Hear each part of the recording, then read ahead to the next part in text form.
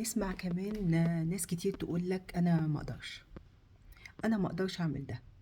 انا ما اعرفش اعمل ده. اصل انا ما اتعلمتش اعمل ده.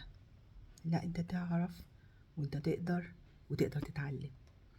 يعني ما فيش حاجة اسمها ما اقدرش. ما فيش حاجة اسمها انا ما اتعلمتش ده. طب ما تتعلم. الحاجة اللي مش عارفها اتعلمها.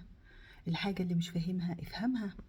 الحاجة اللي انت حاسس ان هي صعبة عليك، ابدأ فيها انك انت تعمل حاجة مفيدة. يعني اقرا كتير. القراية القراية القراية. ودايما في كل فيديوهاتي بأكد على القراية. حتى لو انت مش عارف ومش فاهم هتفهم. القراية بتخليك عندك معلومات. يعني ما تقراش بس في مجال واحد، اقرا في كل المجالات. خلي عندك فكرة عن كل مجال. مش لازم تبقى بروفيشنال في كل المجالات. مش لازم تبقى شاطر جدا وفاهم كل حاجة، لا. افهم ولو حاجات بسيطة من كل حاجة. هتلاقي نفسك انك انت راضي عن نفسك شوية. وكل مادة هتدخل في العمق. يعني ابدأ ما تدخلش بالشدة. يعني ما تدخلش مثلا انا هقرا في اليوم 3 ساعات 4 ساعات 5 ساعات، لا.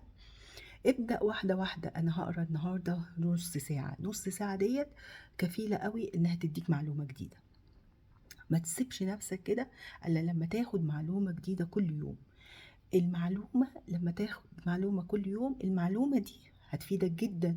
المعلومة دي هتخليك النهاردة معلومة. يعني بعد مثلا سنة هيبقى عندك 365 معلومة. حاجة جميلة وحاجة حلوة خالص. يعني ما تستعجلش عن نفسك وتقول أصل أنا مش عارف، أصل أنا مش فاهم، أصل أنا مفيش حاجة اسمها كده. إحنا اللي بنعمل في نفسنا كده. احنا اللي بنخلي نفسنا بدون معرفة. احنا اللي بنخلي نفسنا بدون فهم، بدون تركيز، بدون كل الحاجات دي احنا اللي بنعملها في نفسنا. خلي بالك انت اللي بتصنع نفسك بنفسك. خلي بالك انك انت ربنا خلقنا كلنا عندنا عقل، وكلنا ميزنا بالعقل. العقل دوت ما اداش لواحد عقل وحتة زيادة، وواحد تاني اداله عقل وحتة صغيرة. لا، هو ادى امكانيات ربنا. يعني وادى عطايا ووزعها على الكل بترتيب و يعني بعدل شديد قوي. ان هو ادى كل واحد حاجة حلوة. الحاجة الحلوة اللي ربنا اداها لنا ديت يا ريت ان احنا ن- نستغل الحاجة الحلوة دي. كل واحد ربنا اداله لسان ان هو يتكلم ويخاطب ربنا ادى لواحد تاني ان هو امكانيات عضلية، ان هو يقدر يشتغل ويشيل ويحط ربنا ادى لواحد تاني امكانيات نفسية ان هو يستحمل ناس متعبة وكده لحد ما يوصلهم للمسيح. يعني ربنا وزع علينا كلنا نعم. نعم بجد.